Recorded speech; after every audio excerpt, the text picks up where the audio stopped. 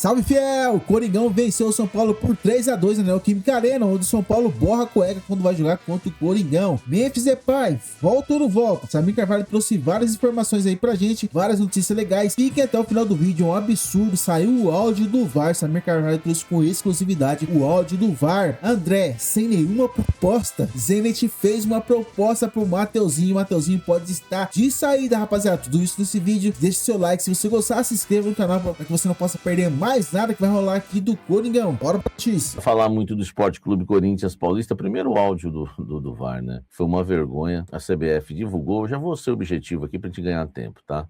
Anderson Daronco, árbitro de campo. Alguma coisa com gestual aí de saco? Pô, velho. O Corinthians está falando que houve uma possível comemoração de mão no saco, ok? Eles estão falando que foi o Bobadilha. O Rodolfo Toques Marques, o responsável pelo VAR, respondeu: não dá clareza para uma situação de cartão vermelho aqui. Ele faz com as duas mãos, mas não chega a encostar nas partes genitais. Ele faz tipo um raça, vamos. Ah, velho, raça, vamos. Dá para interpretar, não tem contato nas genitais. Alguém vê alguma coisa diferente? Aí o Elton Nunes, outro assistente do VAR, diz: não, ele não encosta no corpo dele. Não, mas gesto precisa encostar. O Rodolfo essa parte é minha, tá? Gesto não precisa encostar, essa parte é minha. O Rodolfo Toschi, Daronco, deixa eu te falar, encontrei aqui a ação, ele não encosta nas partes genitais, ele faz aquele movimento próximo ali, mas um movimento interpretativo. Dá para interpretar como raça, dá para interpretar como segurar as partes genitais, mas ele não encosta, ok? Temos um movimento balançando para cima e para baixo, mas sem encostar, ok? O Elton Nunes, eu chamaria para avaliar. O Rodolfo, Daronco, me escuta, temos uma situação não vista no campo de jogo. Um jogador que faz um movimento. Preciso que você veja e interprete esse movimento. É um movimento interpretativo. Você, como árbitro principal, precisa analisar a situação. O Daronco, olha só, a minha interpretação é de que ele não toca com as mãos em suas genitais. É uma comemoração de gol. Os jogadores dessa característica, principalmente os estrangeiros, comemoram muitas vezes com uma situação de raça, de vamos, né? Vocês interpretam dessa forma? O Rodolfo, eu interpreto como você, o Elton, eu também. Aí o Rodolfo ainda completa: foi uma situação não vista no campo, interpretativo, e a minha interpretação é como a sua. Cara, pô, velho, se isso aí é raça isso aqui, né? Ô, meu irmão, é o fim da picada, né, velho? Porque ontem eu trouxe para vocês, né? Dá para a pessoa,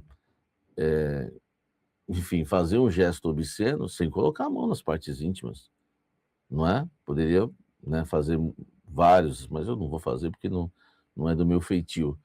Mas foi uma vergonha, né? A falta de critério ontem foi absurda e o Corinthians realmente precisa se cuidar, porque a situação tá feia nos bastidores, precisa melhorar e cobrar mais, porque senão, meu amigo, vão continuar fazendo isso com o clube. Seguimos. Legal, se fosse o Corinthians, fosse um jogador do Corinthians, teria sido expulso, já teria sido julgado pelo STF, teria pegado 5 jogos de suspensão.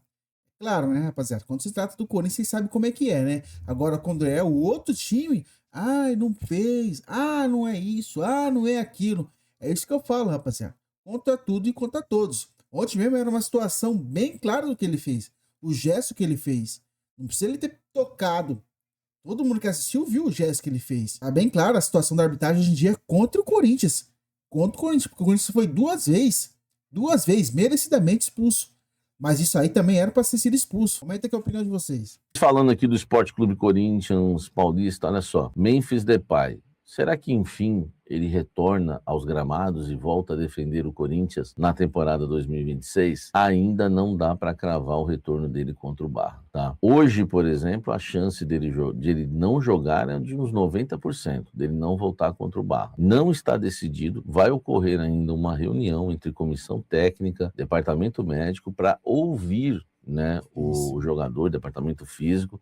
Vai ter uma reunião com o jogador, né, até acho que entre terça e quarta-feira, pelo que me passaram, se não for amanhã, no mais tardar na quarta, para ouvir o atleta. Mas o Barra é uma situação já que a ideia antes era que ele voltasse contra o Barra, mas vai depender muito do que ele vai falar entre terça e quarta-feira. Hoje se entende que ainda ele não tem condição, né? Isso que ele teria passado. Agora, precisa, né, ter essa conversa realmente. Está na avaliação do Corinthians o seguinte: volta contra o Barra, ou volta contra o Botafogo, e não está descartada a possibilidade de voltar contra o Penharol só na próxima semana, né? Então não está descartada a ideia dele não jogar contra o Barra e não jogar contra o Botafogo também no final de semana e voltar só contra o Peñarol, né? Enfim, nenhuma decisão ainda tomada, né? Eles vão ouvir o jogador entre terça e quarta-feira e aí a decisão, né, vai depender muito do que o Memphis, né, passar para, né, para a cúpula corintiana. Então está nas mãos do Memphis essa volta dele. Dentro do Corinthians entendem que ele é um jogador que não se recupera como os demais, tem mais dificuldades, né, o que deixa também um pouco mais distante a renovação dele. O Mateuzinho realmente, né, tem aí uma proposta do Zenit em mãos. E o Zenit já promete um upgrade, né, nessa proposta. A ESPN deu, né, que o Zenit deve, né, oferecer 7 milhões de euros por 60% dos direitos econômicos que o Corinthians possui aí do Mateuzinho. É um valor interessante, se a gente for pensar numa maneira, né, proporcional, né, do valor total, daria quase 12 milhões de euros, 11,7 milhões aí, de euros. Então é um valor aí alto, né? Se a gente for pensar também, só os 7 milhões vai dar 42 milhões, é o que o Corinthians deve aí pro Tadieres, né? O Mateuzinho seria queimado para pagar o Tadieres por conta das vergonhas, né, que acontecem no Corinthians, o Corinthians dever, né, pagar compras de jogadores. Enfim, dentro do Corinthians, o Corinthians não quer fazer esse negócio. O Corinthians entende que precisa de dinheiro, precisa de muita grana, mas que 7 milhões de euros não vai resolver a vida do Corinthians fora de campo e vai prejudicar a vida do Corinthians dentro de campo. Então a ideia do Corinthians é rejeitar inicialmente a proposta de 7 milhões de euros, mas não fechar as portas para que a negociação continue aberta.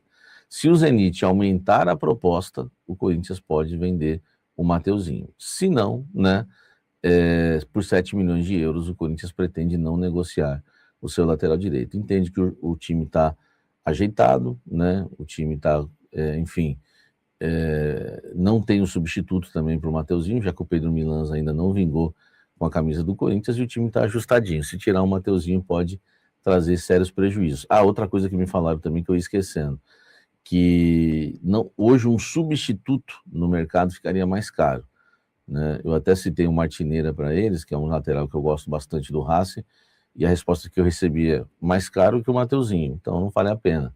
E é mais velho também o Martineira, que é muito bom jogador. Então o Corinthians entende que teria sérias dificuldades para contratar um jogador do nível, né, do Mateuzinho hoje, e por isso não quer vender. Proposta 7 milhões de euros, Zenit. Agora eu quero a sua opinião, você venderia ou não venderia? Falando em vender e não vender, a situação do André está complicada, hein? Preste atenção no que eu vou dizer agora. O Corinthians, preste atenção no que eu vou dizer. O Corinthians, ele tem recebido diversas sondagens, como essa do Mateuzinho, sondagens aí de 7 milhões de euros. O Corinthians recebeu sondagens pelo Yuri Alberto, o Corinthians recebeu sondagens, várias, diversas, pelo Bidon. E sondagens que eu falo é clubes que entram em contato alegando que, né, que vão por exemplo, fazer uma proposta no meio do ano quando a janela se abre. No caso do André, o Corinthians não recebeu mais nenhuma sondagem pelo jogador, né? O futebol dele realmente ele sofreu uma queda. O início dele, que foi maravilhoso, ele não conseguiu manter. E hoje, não só o Milan retirou a proposta, como também outros clubes, a Juventus que tinha interesse, a Inter de Milão que tinha interesse, outros clubes do futebol europeu também não procuraram o Corinthians ainda, né? Pode ser que quando a janela se abrir, nós vamos viver outro Acabar momento sendo também, emprestado. né? A gente está quando a janela se abrir, vão ter outros jogos que o André vai ter disputado, as coisas vão mudando, né? O cenário sempre vai mudando. Mas hoje, dia 11 de maio, o Corinthians não recebeu mais nenhuma sondagem pelo volante André. Nenhuma mais. Nem sondagem eu tô falando, hein? Fora o Mila que retirou a proposta. Então, hoje, dentro do Corinthians é o seguinte, há uma preocupação, porque o Corinthians tem vontade de vender o André, sim, no meio do ano, acreditando que, né, venderia por uma proposta maior do que aquela que recebeu do Milan, de 17 milhões de euros, lembrando que eram 15 milhões de euros e 2 de bonificações. Mas eram 15 milhões pagos em 3 anos, né? 5, 5, 5, terminando só em 2028.